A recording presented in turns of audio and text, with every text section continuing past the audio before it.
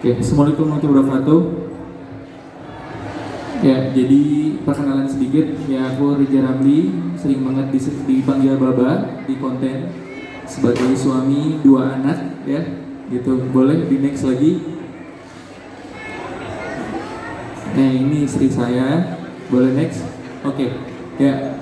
Saya sebetulnya sebagai entrepreneur di tahun 2018-2017 awalnya. Nah, waktu itu di mana namanya juga orang baru lulus kuliah, egois, pingin bikin sesuatu gitu ya. Jadinya nyoba-nyoba, terus akhirnya aku baru mulai konten itu di tahun 2021 pas momen COVID gitu ya. Dan per September ini 2022 saya dan istri memiliki lebih dari 3 juta followers secara akumulatif. Dan saya emang mainnya di semua platform, mau itu YouTube, mau itu Instagram, mau itu TikTok, ya. Terus ya bisa dibaca sendiri, teman-teman mendapatkan, dan aku bakal bahas tuntas di sini buat AAA, akang-akang, teteh-teteh di sini, cara mendapatkan gimana sih bisa kerja sama lebih dari 300 brand, kurang lebih 4 tahun, Masya Allah sekali. Dan mungkin GMV di bulan kemarin yang aku bakal liatin nanti gitu ya. Saya dan istri membawa brand fashion sampai sekarang peringkat 1. Masya Allah sekali, boleh dicek nama brandnya Kalisa. Sampai sekarang itu brandnya nomor 1 di kategori TikTok gitu ya. Tersebut berhasil lebih dari ratusan ribu pieces per bulan. Oke, boleh next. Ini ada beberapa brand yang emang udah kolaborasi sama kita. Boleh next. Oke. Nah, mungkin di sini yang aku mau perjelas adalah nggak banyak konten kreator itu pengajuan ke brand atau pitching. Kebanyakan tuh sebetulnya nunggu bola. Kang izin di depan ya. Jadi kebanyakan itu nunggu bola. Kayak aduh kenapa ya aku nggak ada endorse terus. Aduh kenapa ya aku nggak ada yang DM untuk pengajuan kerjasama. Nah, kalau aku di tahun 2022 juga pas baru 1 tahun udah tahu nih gamenya. Kayaknya ini nggak banyak orang konten kreator yang pengajuan. Setelah itu ternyata aku make sense tuh sama ke teman-teman. Aku tanya, kalian suka pada pitching nggak ke brand gitu, kayak bikin deck gitu ya, bikin proposal gitu yang bagus, engagement kita berapa, orang yang komen ke kita berapa gitu loh. Nah, cuman aku bikin tuh decknya, bikin PowerPoint resmi gitu ya. Kayak kita ngasih ke investor lah ceritanya. Akhirnya aku bikin tuh proposal bisnis itu. Aku pitching ke brand gitu. Alhamdulillah banyak yang nyangkut juga gitu loh. Jadi kalau menurut aku kolaborasi itu bisa lebih cepat sama hemat dengan cara endorse. Dan mungkin sekarang itu bisa juga dari segi affiliate. Mungkin teman-teman udah patah hati ketika pengajuan afiliator, sampel kalian itu dibatalin atau ditolak lah sama brand. Menurut aku sih kalau misalnya kalian pede sama produknya, mending beli aja. Jangan jadi nungguin free sample. Saran aku ya, karena syarat-syarat affiliate itu yang dilihat itu salah satu produknya lagi trending, produknya masuk ke market kita. Jangan sampai kalian masukin produk tapi tidak sesuai sama produk yang kalian pinginin gitu loh, ya. Gitu. Terus brand yang menawarkan itu tuh aku bisa bilang itu kalau brand yang datang itu bisa itu lewat barter, bisa itu lewat berbayar. Jadi sebetulnya tergantung tujuan kalian. Kalian udah layak belum? Kita udah layak belum kalau untuk dibayar? Tapi kalau misalnya value kita belum terlalu besar, aku tuh mau untuk barter juga gitu loh. Asal sesuai aja gitu. Boleh? Next. Aku percepat aja kali ya Kang ya. Oke. Soalnya takut kelamaan. Prinsip kerjasama. Oke. Saran aku, ini ada 3. Ini kalau kita main, ini kita bisa contek itu bukan konten kreator doang. Ini semua ke jasa. Jadi yang aku pelajarin gitu ya, kalau kita main di jasa itu mainnya 1 kali. Jadi ada 3 klien di sini. Yang pertama, klien yang emang 1 kali project. Aku kasih contoh. Misal ini datang nih brand yang emang brandnya kita nggak terlalu suka, cuman kita bisa kasih harga yang bagus ke dia, nggak apa-apa lah, cuman 1 kali project gitu loh. Biasanya kalian rate-nya misal 10 juta gitu ya, kita kasih 20 juta 1 kali project, nggak masalah lah, nggak usah repeat yang ini. Terus ada yang kedua itu ada maintenance. Ini tuh relatif nggak naik. Aku ambil contoh, aku tuh ada satu brand yang emang maintenance sekali, yaitu adalah Kienzler. Ada sosis Kienzler. Dia itu tiap bulan repeat. Nah, cuman ketika rate aku naik, dia nggak ikut naik. Karena aku tahu dia bulan depannya pasti ikutan lagi. Jadi itu ibaratnya nggak apa-apa kita ngurangin profit, tapi ada yang maintenance, ada yang tiap bulan tuh hadir buat kita, jadi langganan gitu loh. Nah, yang ketiga, ada yang emang projectnya ibaratnya dalam tanda kutip itu rugi. Kayak misalnya aku tuh kasarnya nggak apa-apa nggak dibayar. Kalau misalnya ada brand besar kayak misalnya aku pingin misal Samsung misalnya, ya udah nggak apa-apa Samsung. Nggak usah pakai rate kita, rate-nya murahin aja lah 2 juta misalnya gitu ya. Tapi setelah brand Samsung masuk, impact ke kita, brand-brand yang lain ikut masuk gitu loh. Kayak misalnya kalau fashion tuh pada pingin di-endorse sama Uniqlo. Kalau udah di-endorse Uniqlo, biasanya brand yang lain ikut. Nggak apa-apa, Uniqlo cuma bayarnya sekian gitu loh. Oke ya? Nah, boleh next.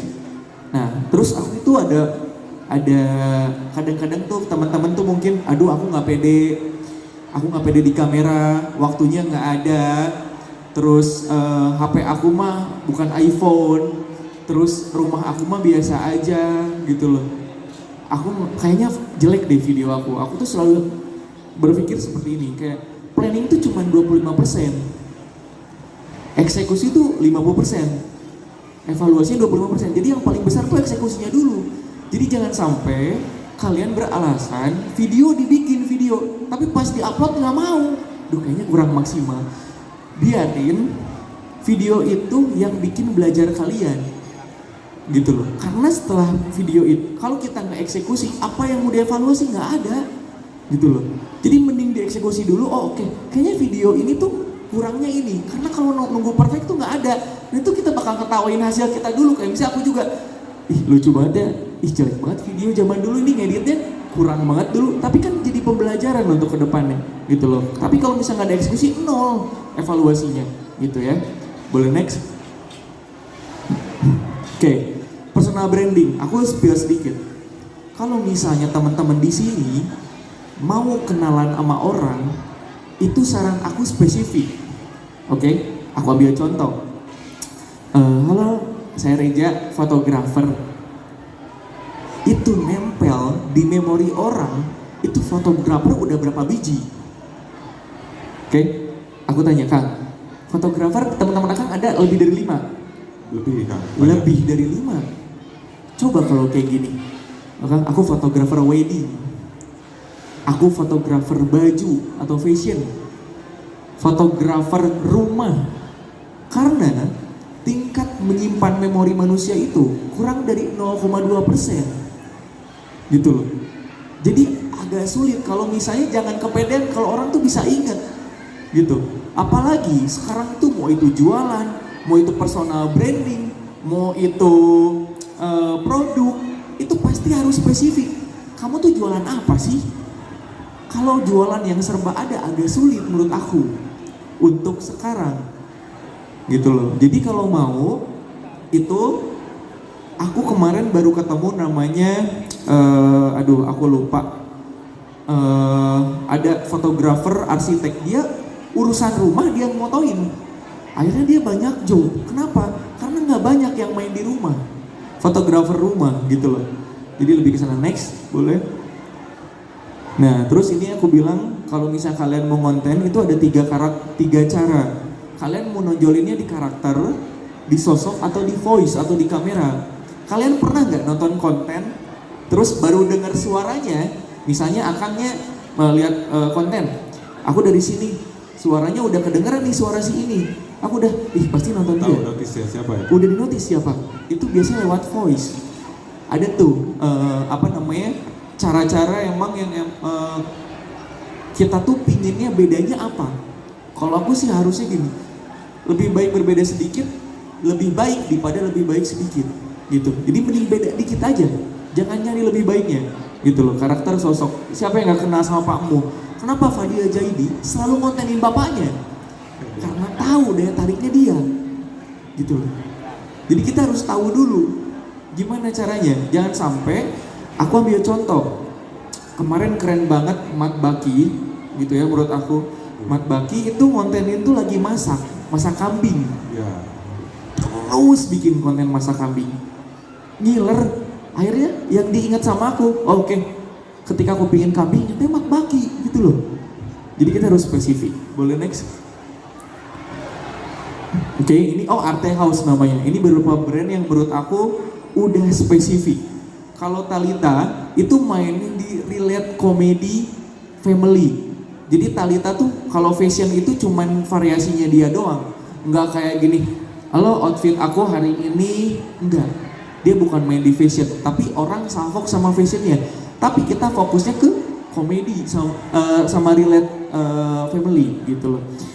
Terus ada akun aku tuh beda lagi teman-teman. Jadi bukan berarti aku suami istri tuh akunnya sama, enggak. Jadi aku bedain, aku tuh lebih ke romantisnya. Baba itu dikenalnya tuh sebagai family man, sayang sama keluarga, romantis. Itu yang aku bangun. Karena visi misi aku tuh, aku pingin ngebantah apa yang ada di mindset orang Gen Z sekarang, yaitu adalah Mary Scary. Nikah itu seru gitu loh. Nah itu tujuan aku. Makanya teman-teman di sini kalau mau konten, tujuannya dulu apa? Gitu loh. Karena yang paling ngeri Kang ya, sekarang itu seks bebas itu meningkat, tapi tingkat pernikahan itu menurun. Semenjak Covid tuh naik banget tuh tingkat pernikahan. Justru sekarang tuh turun sampai tahun ini.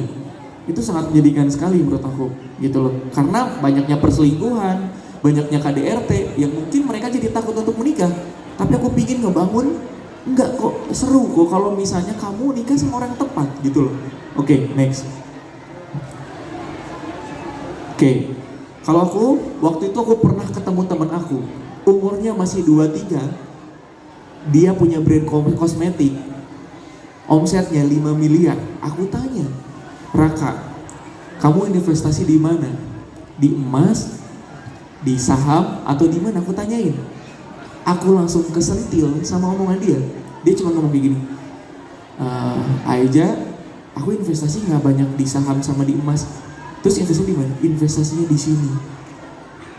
Dia bilang, sebulan 3 kali beli kelas online, ikut seminar kayak gini.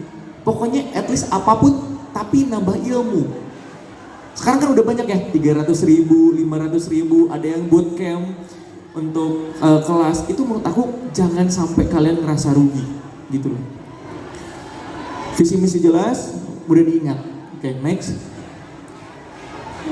Oke, hooks. Jadi emang kalau sekarang itu kalau tanpa hooks itu kurang oke. Jadi kalian harus tahu, orang itu harus dipaksa untuk ngetap atau berhenti nge-scroll kurang lebih 3-5 detik kalau mau kalian FYP. Gimana caranya konten kalian, oke basa-basi, tapi jangan di 1-5 detik. Itu harus tahu langsung isinya teman-teman. Biar langsung di tap aja gitu loh. Dan yang paling penting, semua orang punya kelebihan dan kekurangan. Dan kita harus tahu kekurangan kita apa. Kadang-kadang kekurangan kita bisa di kelebihan. Aku ambil contoh. Punten ya, maaf ya Mim ya. Istri aku tuh tulalit. Mana ya Mim? Mana ya Mim ya? Istri aku tuh tulalit. Jadi dia tuh pelongonya tuh emang natural, di konten tuh emang kayak gitu loh. Nah aku jahilin dia kan, kayak aku bercandain lah segala macem. Akhirnya orang banyak yang suka ketulalitan itu gitu loh. Aku akhirnya bikinlah konten terus-terusan, akhirnya pada suka. Tulalit tapi gemes gitu loh. Nah itu yang aku iniin. Jadi emang menurut aku, oh iya teman-teman, istri aku maaf ya dicadar. Gimana? Aku lagi ngajarin satu orang namanya Bian. Dia tuh baru nikah, istrinya dicadar. Percaya sama aku, kontennya banyak yang nontonnya. Karena nggak banyak perempuan dicadar tapi sambil ngonten. Jadi ngontennya suami istri gitu loh. Hah? Dilihat-lihat iya juga, jarang orang yang ngonten perempuan dicadar gitu loh. Akhirnya wah keren. Itu aku targetin sebulan dia bisa sampai 30.000 followers. Aku mau coba challenge diri aku sendiri, aku ajarin dia sampai kayak gitu loh. Jadi sebetulnya pasti semua itu ada kekurangan, ada kelebihan, tapi cari kelebihan kita. Next. Oke. Nah ini contoh hooks ya yang aku bisa sedikit contohin teman-teman. Ini waktu itu SMA ya. Jadi gimana nggak orang berhenti? Ini Talita sama Baba lagi SMA. Pacarannya kapan dia? Ternyata pacarannya udah 8 tahun gitu loh, bareng-barengnya. Oke, aku bikinin konten perjalanan karena nggak banyak yang emang pacaran lama tapi menikah gitu loh. Boleh next. Nah ini teman-teman, Masya Allah sekali, aku tidak ada niat pamer gitu ya, cuman mudah-mudahan jadi motivasi kalian. Kemarin itu di bulan Juni ke Juli itu 680 juta, barang terjualnya 16.000 pieces, dan ini bulan Agustus 605 juta, ada kurang dikit. Masya Allah, boleh tepuk tangan buat istri saya yang mau untuk bekerja sama gitu ya. Ya ini hasil capturannya, impresi produknya sampai 6,7 juta. Boleh next, boleh di zoom out. Nah ini yang sampai sekarang boleh kalian cek kategori hijab Kalisa X Mima itu Masya Allah sekali, sampai sekarang 3 bulan berturut-turut kita nomor 1 di kategori hijab. Terus kemarin kita juga sempat live. Boleh next. Apakah harus punya followers buat dapetin omset segitu? Pertanyaannya, harus nggak teman-teman? Harus followers banyak dulu nggak? Ini namanya yang tadi foto sama Mima itu, boleh di next. Namanya Kaisya. Kaisya, dia followersnya baru 6.000. Dia afiliator Kalisa nomor 1. Sekarang omsetnya 600 juta juga teman-teman. Ketika kita udah dititipin rezeki sama Allah, dapat momentumnya. Tapi kalau kalian gak siap, hilang juga momentumnya. Jadi harus siap dulu, latihan dulu. Ketika datang momentum, FYP video kita rame, kita tahu apa yang kita harus lakuin. Oke? Boleh next? Boleh next aja ini. Oke. Working life balance, memenuhi poin yang balance. Jadi ini aku minta, ini yang aku jalanin dari dulu sampai sekarang, dan Masya Allah sekali hasilnya gitu ya. Kita harus punya 4 poin ini. Pikiran yang sehat dan segar. Kita harus dikelilingi sama keluarga, sama teman-teman yang emang punya satu tujuan yang sama gitu. Jangan sampai ada punya teman yang toksik, bikin males, pinginnya ngopi doang tanpa ada sesuatu, pinginnya minjem duit doang gitu loh. Jangan sampai punya gitu. Tubuh dan fit, olahraga, makan yang sehat, itu bagus. Dibarengi sama jiwa yang sehat, itu juga sangat bagus. Itu adalah kita harus upgrade ilmu, harus ada mentor gitu ya. Dan keempat adalah spiritual. Kita harus berterima kasih sama Allah Subhanahu wa taala. Kita harus selalu bersyukur, kita harus selalu berdoa, mendekatkan diri. Itu yang aku selalu jalanin, dan alhamdulillah aku punya ketenangan hati sampai sekarang. Boleh next? Kalau aku cari buat korek itu nyala. Jadi aku tuh punya motivasi gimana caranya orang tua aku tuh bisa tenang, tinggal mikirin adik-adik aku misalnya. Aku punya motivasi pingin orang tua Talita juga tenang, dapat pasangan yang tepat. Itu yang jadi korek aku gitu loh. Jangan sampai kalian punya dendam itu dijadiin yang jelek-jelek. Jadi ini motivasi. Boleh next? Dan ini teman-teman terakhir dari aku. Kalau misalnya kalian punya mimpi, tulis sebesar-besarnya. Mau itu di handphone kalian, mau itu di kamar kalian, mau itu dimanapun, tulis dan ceritain sama orang tersayang kalian. Jangan sampai mimpi itu cuma dipendem doang, biarin orang lihat. Kenapa? Siapa tahu waktu itu Talita pernah ngomong kayak gini, aku bisa gak sih sama Babatu, sama Reja tuh happy ending.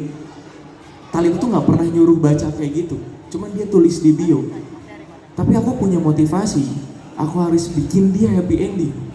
Karena zaman SMA, dia tuh pingin banget jadi selebgram teman-teman. Aku pingin wujudin mimpi dia satu-satu gitu loh. Aku pingin punya anak bareng dia, aku pingin punya rumah bareng dia. Dan Masya Allah sekali gitu loh, ternyata mungkin ada yang denger. Makanya aku titip sama teman-teman, pajang dimanapun mungkin ada malaikat, mungkin ada sahabat kita, keluarga kita yang mungkin akan bantu mimpi-mimpi kita. Sekian, Assalamualaikum warahmatullahi wabarakatuh. Waalaikumsalam warahmatullahi wabarakatuh. Masya Allah. Karakternya romantis. Jadi ingat saya dulu waktu